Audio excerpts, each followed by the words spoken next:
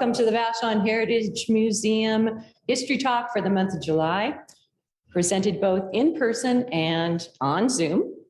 So I'm Elsa Kronquist, the Executive Director of the Heritage Museum, and Chris Austin, who's co-producer of our series and a member of our museum board, will be managing the chat function for everyone who is on Zoom. So please, through the presentation, please put your questions into the chat function. Thank you.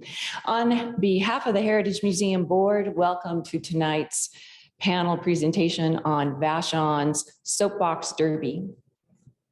I'd like to recognize and thank For Culture for sponsoring our museum talk series. And many thanks to the Vashon Maury Land Trust for welcoming us and allowing us to use this beautiful hall. I'd also like to invite everyone to the backyard of the museum tomorrow night from 5:30 to 7:30 to kick off the Strawberry Festival with our ice cream social, and to tour our mini exhibit on the Soapbox Derby, which was curated by Betty Edwards. Next slide. As is our custom, we start all of our meetings with the museum's land acknowledgement for the Soapbox Native people. Next slide. The Vashon Heritage Museum stands on the ancestral lands of the Soapbox, or Swiftwater people, who inhabited Vashon Maury Island for millennia. The Donation Land Claim Act encouraged large numbers of Euro-American settlers to claim this land, even before the Medicine Creek Treaty of 1854 extinguished native claims to it. The Soapbox were forcibly removed and relocated onto nearby reservations, including Puyallup, Nisqually, Squaxin Island, and Muckleshoot. We acknowledge the people of the Puyallup tribe whose stewardship of and relationship with Vashon Maury Island continues today. We commit to amplify the voices of Indigenous people, making space for them to tell their own story, both past and present, in our exhibits and programs. Next slide. And our inclusion pledge. Next slide. The Vashon Maury Island Heritage Museum rejects racism, discrimination, and hate. Our purpose is to honor stories of love, oppression, action, and resilience. Stories that give voice to all, examine hard questions about social, economic, and environmental justice, and reveal racism and oppression within our heritage. We pledge that everything we do will honor the island's diversity of cultures and histories. Next slide. So our museum talks coming up in August will be a talk on the Virginia Five, born to serve Vashon and still steaming after 100 years. And also in August, the Virginia Five Centennial Celebration will be happening. Join us as we circumnavigate Vashon Maury Island on August 30th. We will also be providing a kids cruise that day. Next slide.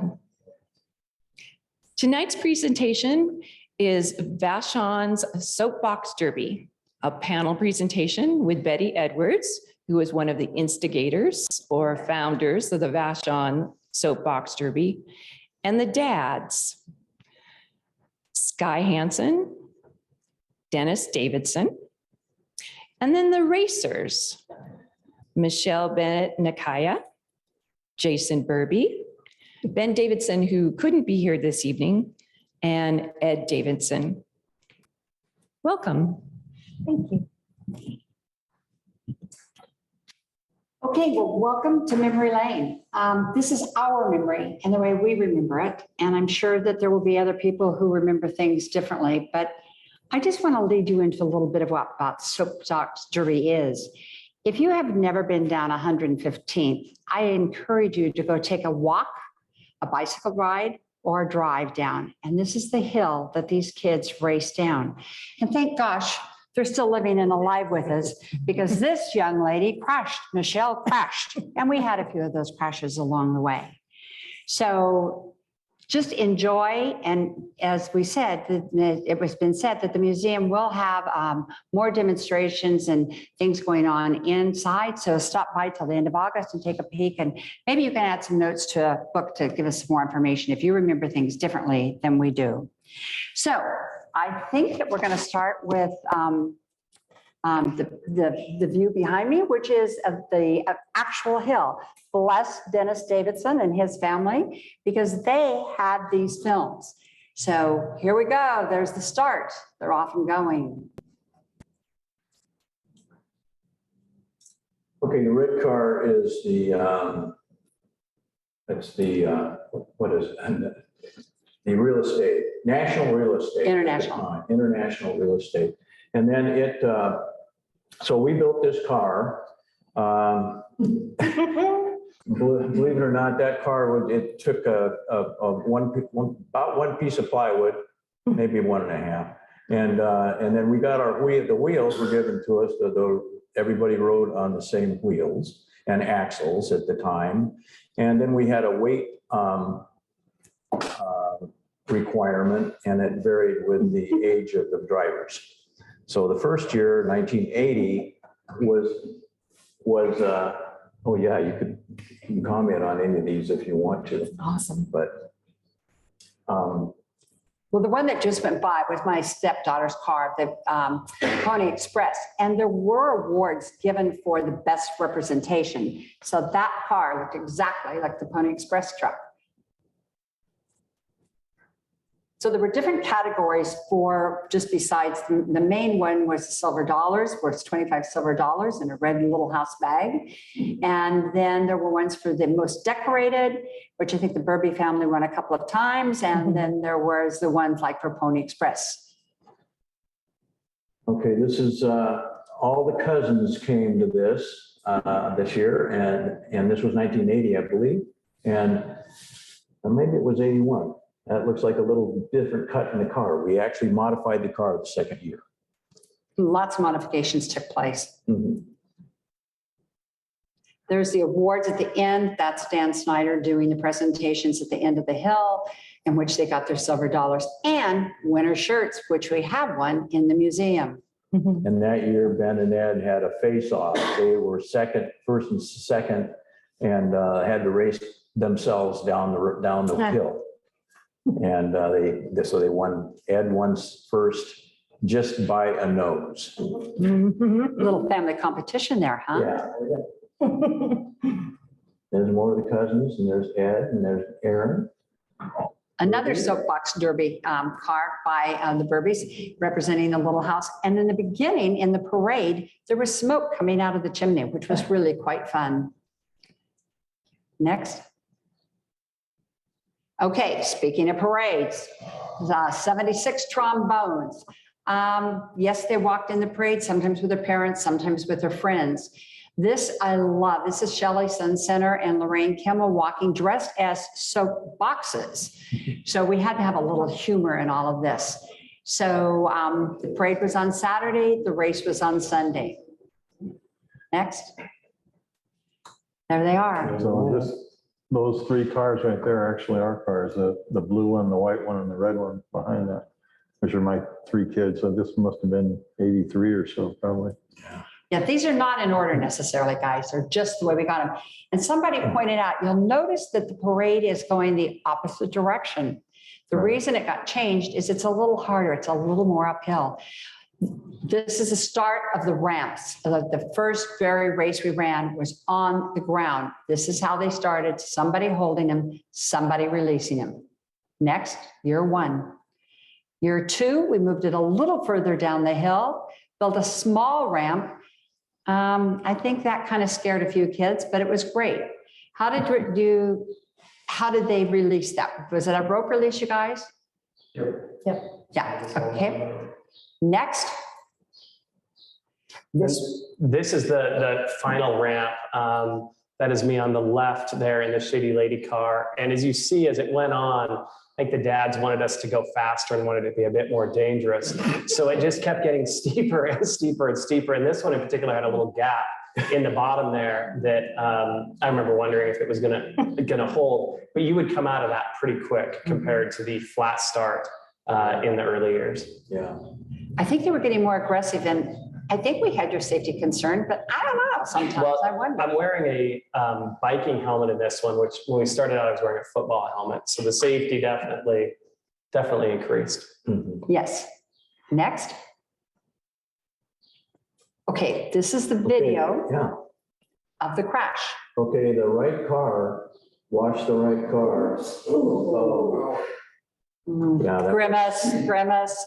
Michelle, do you grimace with that one? that was awful. And we never really heard what happened about that. We don't know who drove that car. We don't even know the car's name.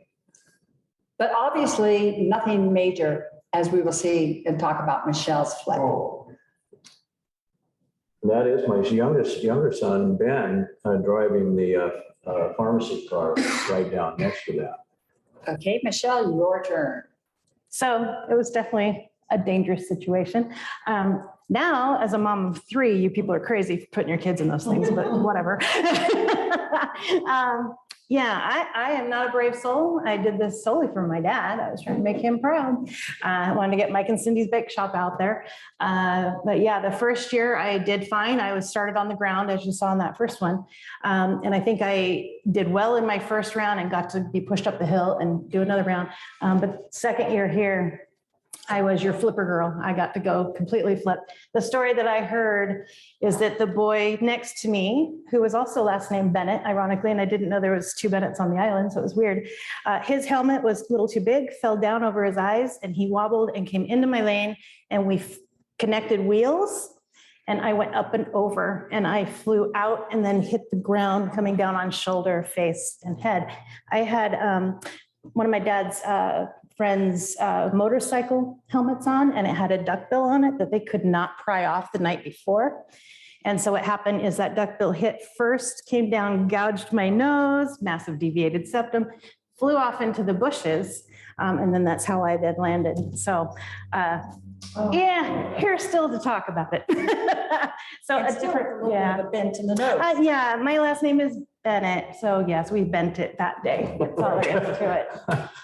I ended up with third-degree cement burns on my skin, on shoulder and face, and because we worked in a bakery, I was obviously worked there because that was my parents' business, and had to wear white Sylvadene cream for my open wounds for however long. So it looked like I had frosting on my face. So yeah, that was really good for the customers. Yeah.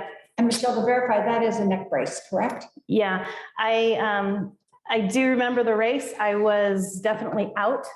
And I could feel my body actually moving. It was very billowy and soft and, blue sky. And I could feel myself going through the air. I remember the impact being very soft. I had a guardian angel that day. That's all I can say. When I came to, I heard my dad, they had seen that duckbill fly off. So they went, whoa, she just hit really, really hard. They came running down. When I came to, everything in my body started to hurt. I heard my dad's voice quivering, and that's when, because he kept asking the paramedics, is she okay? Is she okay? The paramedics were asking, did anything hurt? And I just started to cry because I was freaking out.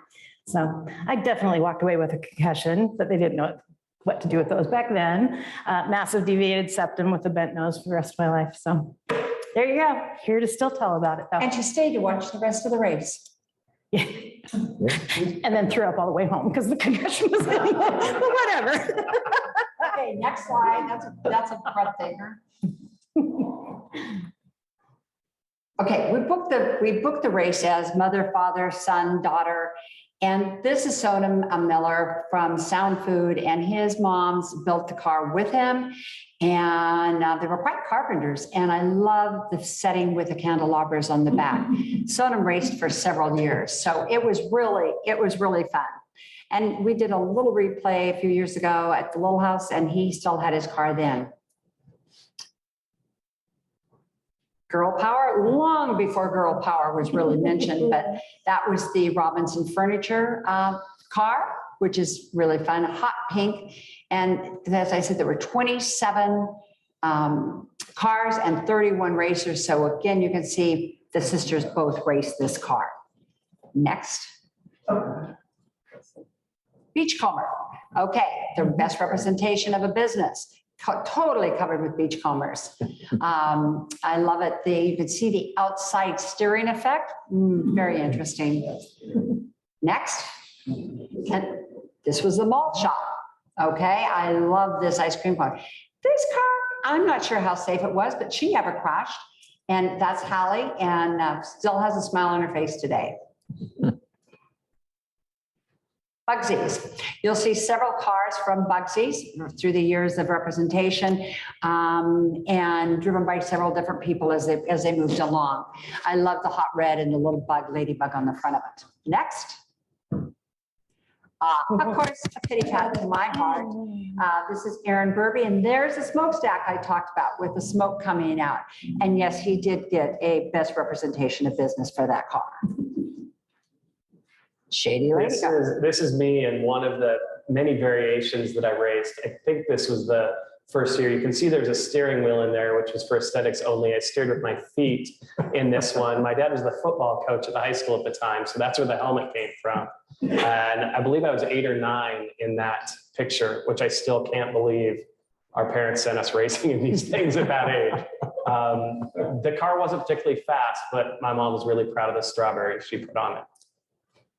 Next. This is a sheet metal car. Eventually fiberglass was introduced, and there was a little bit of everything, as you will see. So this was a very shiny, pretty car. And it was Dylan Frombach that drove that car. Next. McPhee's. Again, you'll see here many times sponsors that we no longer have on the island. The community was really, really involved and very, very positive of doing this. You had, as I said, 27 sponsors, and that's pretty nice. So I'm not sure, unfortunately, who this lad is, but that was a McPhee car. Next. Sky. Yeah, that's our car. That's my son, my oldest son, in the frame of mind there. And that's basically all wood, but that is plywood we put together on one of the cars. The boys and I, when we saw these molded cars show up, we just said, uh-oh. They were definitely a threat to everybody mentally. Yeah, yes, they were. They did pretty well over the years. Yeah. And I love the fact that that one has a lid on it, and he was literally put into the car and closed the lid To as he save drove his down. nose. Oh, yeah. Yeah, to save his nose. Yeah. There you go. There you go. Okay, next. This was just a plain, unpainted, very basic car. Brennel's Auto Repair, which we all know, and Cottage Arts was his wife's business. When I talk about it being a family affair, there you go. Next. Sandpiper, again, a store that's no longer here, but a great gift store on the island. I love, again, you can see the helmet. Was this similar to the helmet you wore, Michelle? No, mine was just a. It was just a visor. Mhm. Okay. Yep. Next. Bud's General Store, the big fussy racer type of car. And I probably shouldn't tell this story, but there is a story of which there actually was a Bud's beer can on the back of the car. There is a picture of it. So, you know, it is what it is. It's not in this picture, but it is on one of the cars. So, you know, a little excitement for everybody. No, the kid was not drinking. Yes, next. Okay, so that's memory lane. You've just taken a trip down. Remember to take your walk. And now we're just going to have a little bit of conversation from each one of the people. I want to tell you that this is a little nugget of gold to me, because these races were important to you guys, weren't they? This is one of the original silver dollars that was kept. And the young lady sent it to me. She lives on the East Coast now. So this is one of the pieces that will be in the showcase at the museum, which is kind of fun. Okay, let's hear it from the dads. Dennis? Okay, when this started up, and we kind of all got together and had a few meetings about what the cars were going to have, what we had to do with the cars. We were concerned about weight. They had to be all within a certain parameter of weights, and I can't remember the exact weights. There were 200. I think it was the younger age group was 7 to 11 was 200 pounds, and the 12 to 14 was 250 pounds. Okay. And so if they were weighted, they had to take something off or take something out. But most of the cars were weighed before and new and were correct. But the other thing we wanted to make sure is we were all using the same wheels and axles so that it would be fair in that resort and in that area. And then we were concerned about steering. Steering was a problem with these cars, because when we tried using steering wheels, that got very complicated. And so we pretty much came up with this idea of rebar, bent rebar, or a piece of metal that the drivers could move back and forth to turn the car. And that worked out pretty well. So that's the way it kind of stayed for the first couple of years that I know of. Right. And so that's about it. Yeah. Oh, and then of course, then we just dove into our shops and cut wood together and slapped them together with screws and nails and 2x4s and painted them, whatever. And we even took some plastic pipes and put stacks on the side of the one car. So it was pretty fun. Yeah, it was a lot of fun. Yeah. I didn't start until probably 82, more than likely, because we moved on the island in the 80 and hadn't really, we were still trying to move in our house and everything just about the time this all was going on. So we didn't do anything that first year. And it might have been 81. Remember, it was 40 years ago. Anyway, so we raced that first year and we did see the steering things going on.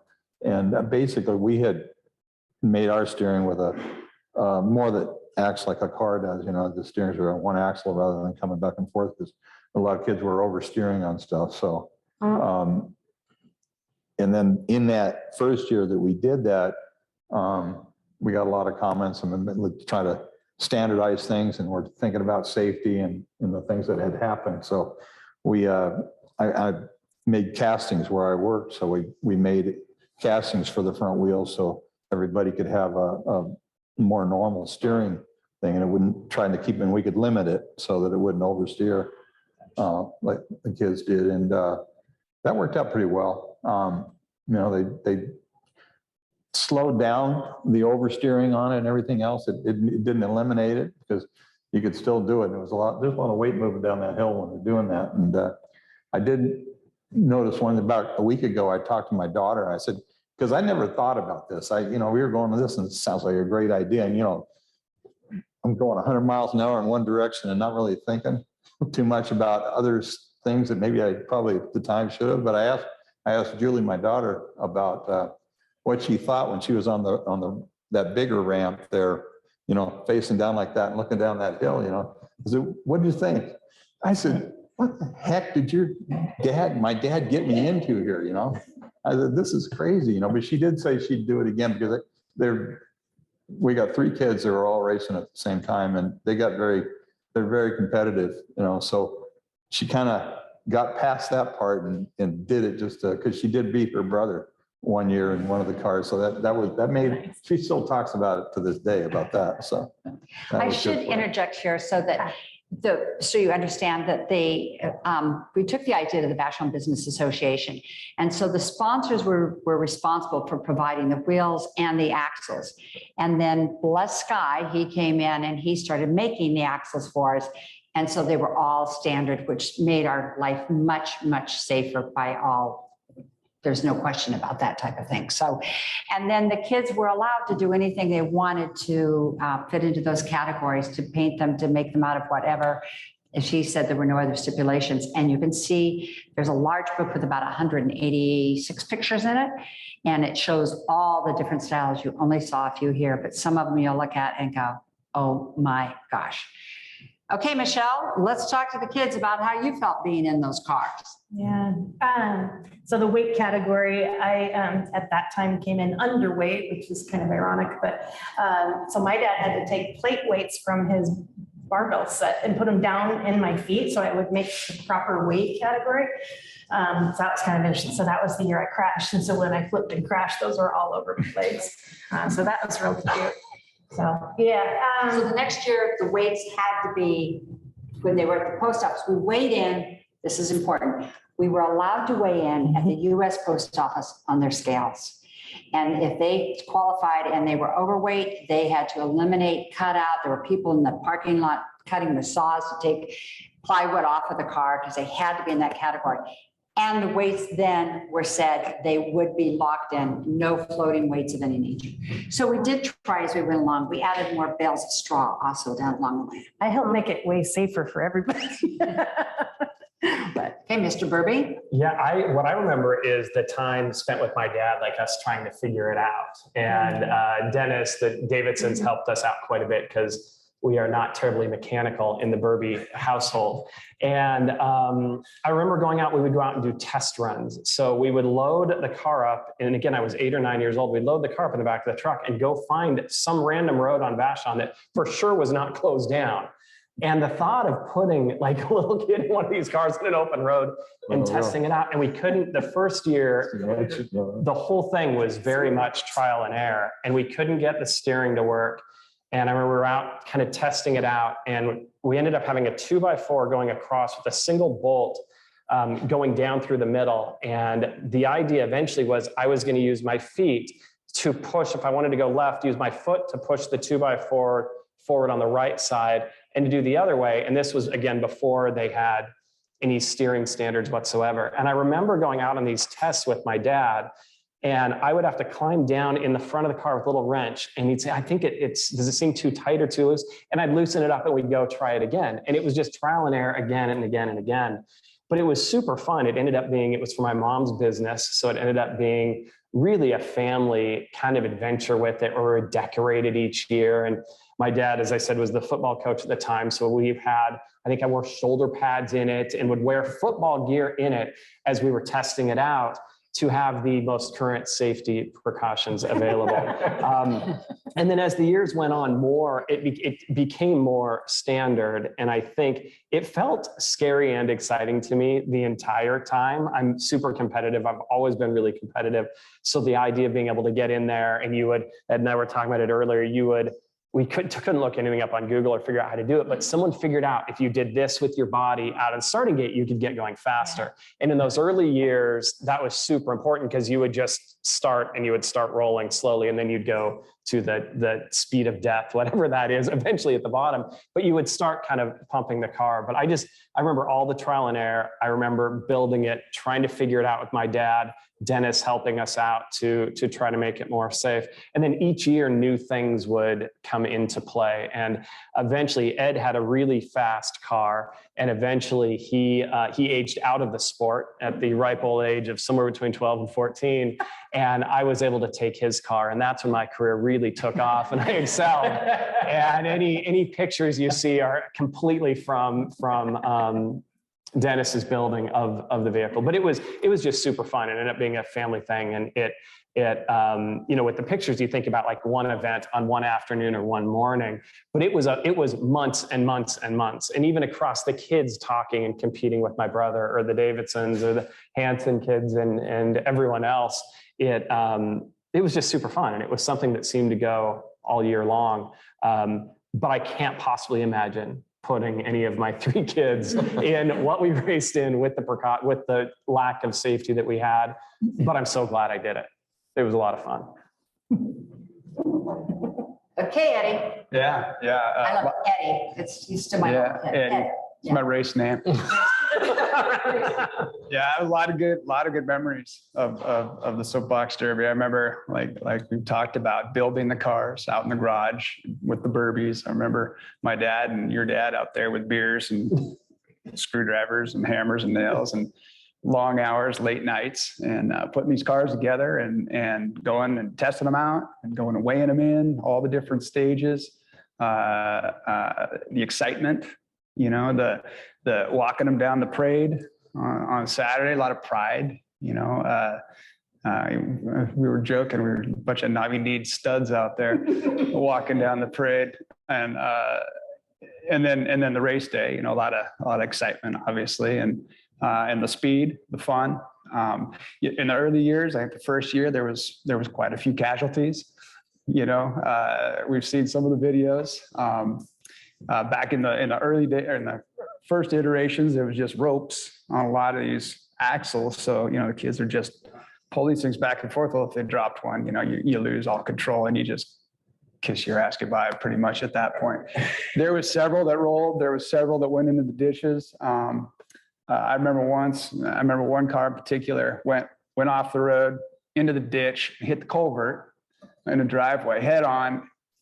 The kid went through the front of the car. The front of the car ripped out. The kid just went flying. I don't remember who it was, but just pushed him off to the side and did the next race. And I hear all these stories. it was good fun. It's what made it exciting, right? And I remember winning some races and winning some coins, and that was really exciting. And I think we were talking about, I think I purchased some Star Wars figures with those coins. It was good fun. A lot of good memories. That is funny because there are stories, as I said, some of those things I don't remember, some of those things I don't want to remember. And after I think we ran it 4 years, I think was the thing. And then it passed over, and I don't know if there was a year between or whatever, but it was Patsy Winterton, Glendale Realty kind of stepped in and kind of took over the rest of it. And I don't know how many years they continued to race. When you're talking about trial runs, we really didn't encourage trial runs on the hill, but they were there.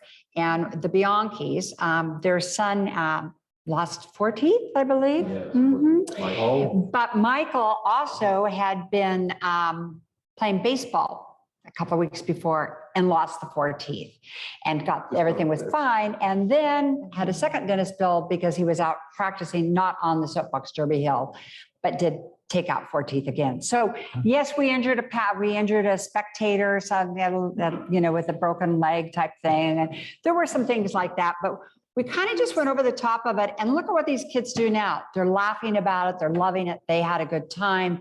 It was total participation by the town, the families, the kids.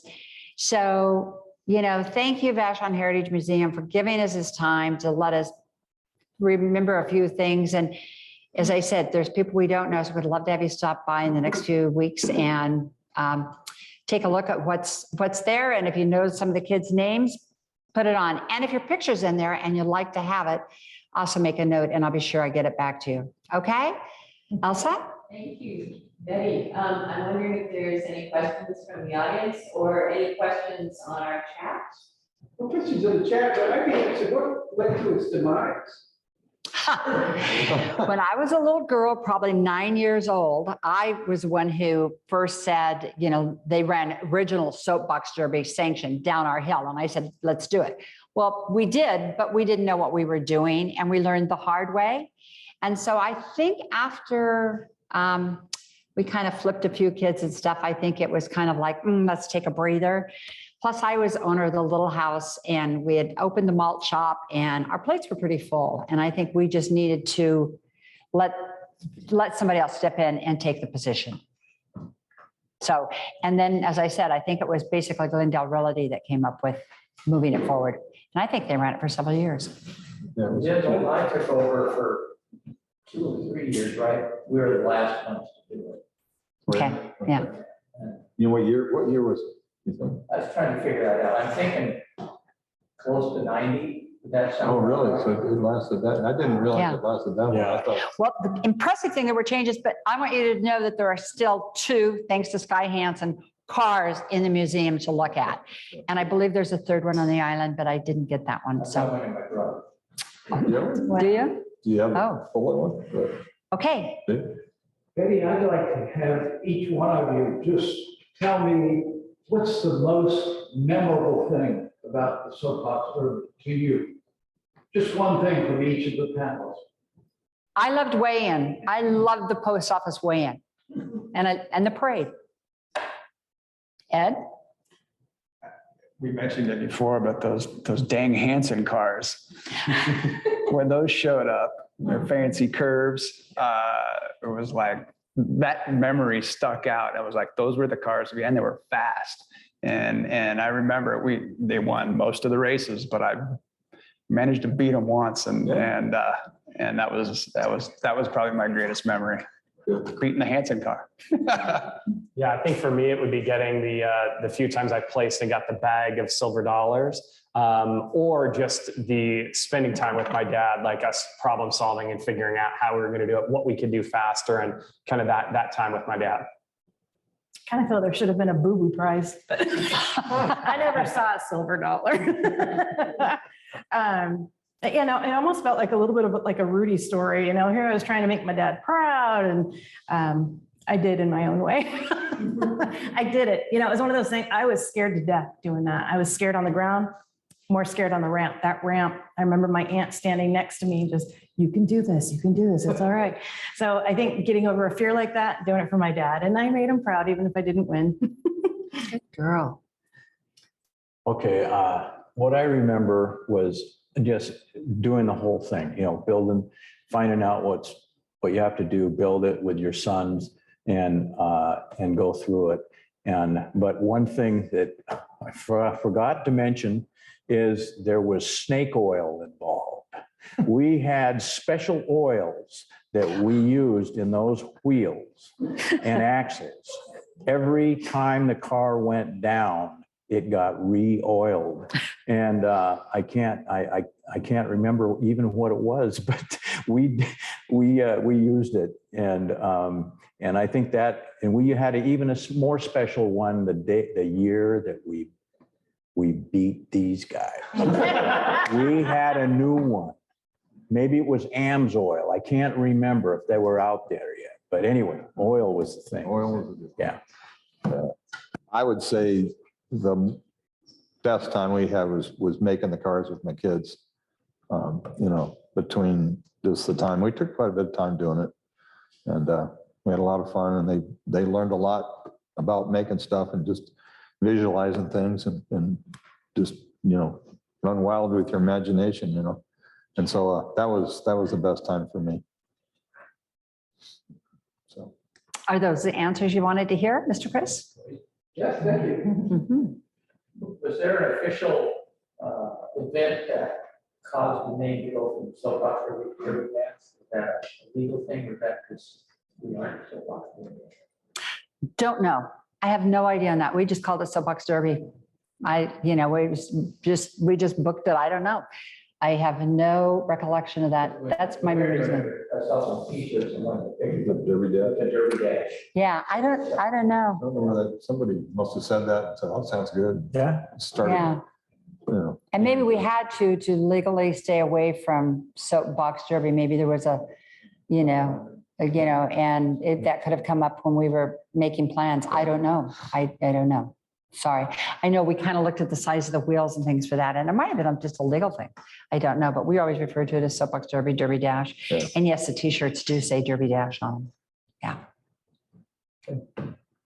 I think I love the sense of family feel, because growing up on Vashon as a kid here, it was a different way of growing up, you know, and granted, back in the 80s, we didn't have all the technology, but I even like today that I feel like we've been bringing up our kids Vashon simple in that sense of, you know, we're home a lot, we're playing games with our kids, and we're just keeping it real like we were brought up on Vashon. And I just think that's a special thing to keep going, keep our kids growing up the way we were brought up.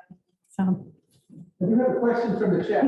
Yes. What did the neighbors who lived on that road think of it? They were great. Yeah. Absolutely great. There were only, two houses on Yeah, the. there wasn't very Yeah, many houses. there's It's only the pretty top empty of back the to top this. of the hill. And yes, we did have an official road closure. I went back and looked. Yeah. There was the house at the top of the hill and one There's one down. down on the bottom And that as was you go up it. the flat. Yeah. And when you look at the pictures of all the cars, you can see, you know, how the road is, you know, how there was nothing there. Yeah, they were very happy. They let us plug into power. We plugged into the houses for power. I just remember that. So as I said, it was just, I guess it was just because it was such a crazy, different community, family oriented thing that they thought it was okay. It wasn't blasting or doing anything harm, kind of. Right. So, yeah, kind of. So that's a recap. As I said, go walk down the hill, see what you've Yeah. got, because it's pretty special. And we probably will never do another one. I think insurance would probably be the one thing that would stop that Put it in over the today's top. time. Yeah. Yeah, it would. I'm sure at that period of time, there was Yeah. probably $1 million policy. Yeah, and I think if we were to do it again, I'd probably really overthink it, and which might have been a good thing or a bad thing. I mean, honestly, we'd probably have built roll cages for the cars or something, and you can put whatever you want around them. These kids are going in a steel cage, Right. something, Protective. because I don't even remember some of this stuff, really. I must have looked away and that didn't happen. I know I did. Well, here's a perfect example to kind of wrap it is Jason's mom, when she actually saw the hill and everything, came to me and said, I don't want my kids to go down that hill. I don't want my kids to go down that hill. And I said, oh, let's just go for a walk, Dusty. Everything's going to be fine. And when she reminded me of that, I think I probably said, let's get the heck out of here. I don't want to watch it either. Because when you're standing there, the first winner was Stacy Fulton of the girl in the girls category. She was driving the yellow Cedar car. And she said, quote, unquote, my father said to me, just look straight down the hill and don't move, just drive straight. And she said, and I could hear that all the way. And she said, when I got to the bottom of the hill, I remember watching the boys, and they were all over the road because they were trying to steer. Recap, lesson learned. Straight is best. It's Straight is best, and snake oil. Snake oil and straight, yeah. There you go. Okay, do you have any questions or we wrap? If we don't have any more questions, I just want to say thank you, Betty. Thank you, dads, and thank you, racers. This is for sharing your experiences with us. This is pretty wonderful. We're going to have the race car, the Soapbox Derby cars, 2 of them in the museum for the month of July. So we'd like to have everybody joining us to come on by during the Strawberry Festival and see the cars. And with that, we'll say goodnight and thank you very much.